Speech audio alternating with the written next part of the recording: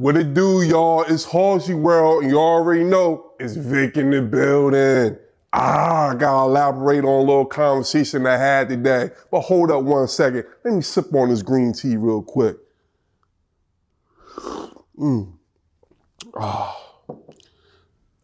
But anyway, listen.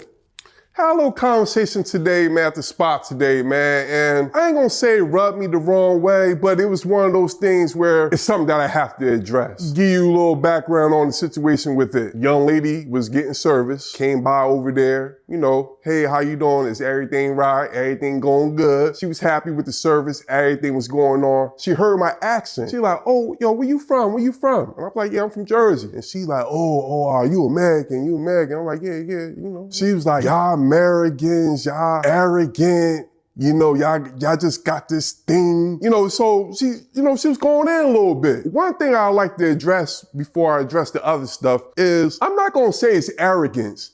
I think it's more on just confidence level, you know, like me being in the country that has a lot of opportunity, but at the same time, it is a lot of stuff going on that is stopping, particularly Black folks from climbing the ladder, getting up there. I mean, I'm gonna take it a little bit deeper. The confidence is from the propaganda that America has put out there as the best country in the world. They do such a great job with it that everybody believes that. I mean, even here in South Africa, it's a lot of people I jump in the taxis or the cabs and basically they ask me why I'm here in South A and they be like, wow, you left the US to come here? And I'm just like, yeah, like South Africa is a great country. Why wouldn't I want to come here? They like baffled by that. They just like, well, why would you do that? People in South Africa, y'all don't know, yo, South Africa is one of the most beautiful countries in all of the world. All of the world.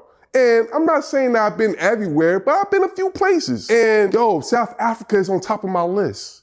So on top of South Africa, obviously being in South Africa, I wanted to come to Africa and just visit in general. As soon as I touched the soil, not South Africa, I went to Tanzania and I instantly had a drawing. It was just something like, yo, I gotta live here. I gotta live here. I think a lot of that plays a part with me being around a whole bunch of Black people. Because in the US, it's majority white people. You can go to certain cities and you will see all Black people, like Atlanta, for example, Washington, D.C. too. But a lot of cities is majority white people. So when you go into places, you might be the only Black person there. Or it might be a sprinkle to Black people there, everybody white. So being amongst the people, that's a great feeling, man. The feeling is priceless.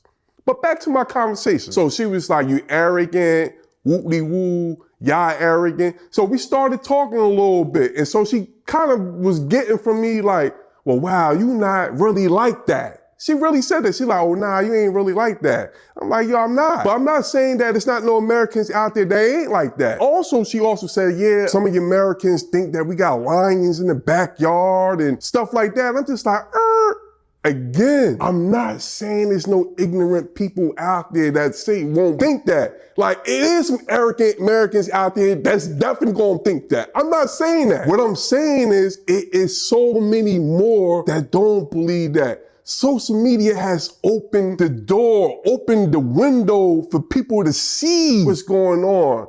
So the whole lions in the backyard, man, I feel like that's old talk, you know? Like, we in 2025, I don't really think people are thinking that no more, you know? So she's like, y'all don't even know what country y'all from in Africa, you know? Like, how she said it though, she literally was saying it to like make me feel bad. I didn't feel bad at all because I understand that Black Americans, whether people want to acknowledge it or not, we do have a unique story. Everybody got unique stories. So that's how she said it. And it's so true. Us Black people in the US, we don't know what country we from out here in Africa. We don't, you know? And it's not a knock against us.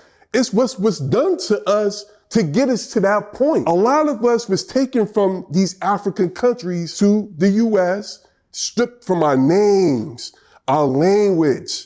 You feel me? Like, literally, you come over there, Kunta Kinte, and they call you Timothy Washington. Come on, man. Like, so now you growing up as a Washington. Like, You don't know nothing about Africa anymore. After hundreds of years of that, your lineage is basically forgotten.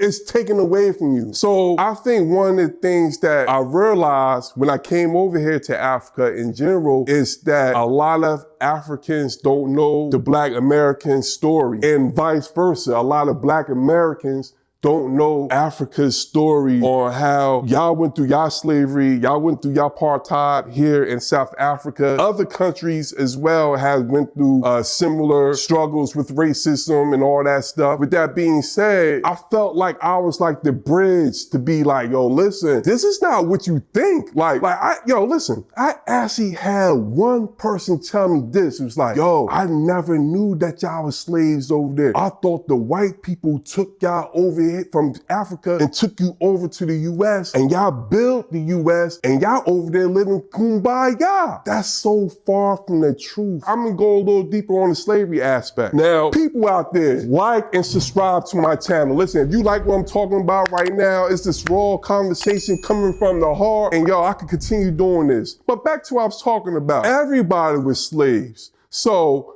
you took me from Africa, boom, I'm a slave. When I have children, my children is a slave to this master that captured me, that bought me.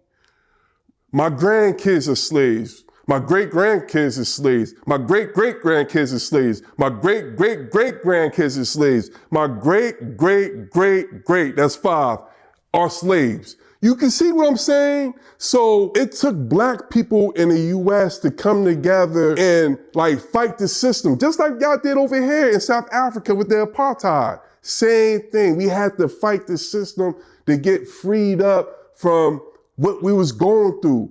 Cotton fields, 6 a.m. to 8 p.m. at night, just picking cotton. Like, they got a great book out there. It's called The Half-Truth That Never Been Told. It's really a breakdown on how Black Americans was dealing with slavery. I mean, it breaks it all the way down if you're interested to know about it. But yeah, it gives you a straight, raw, uncut reading on slavery with Black people. It's straight raw. Like stories about us walking from Joburg to Cape Town in shackles, with your hands like this and with your feet together, shackled with amongst 8 to 10 people walking together, like a chain gang. Now just imagine that, barefooted.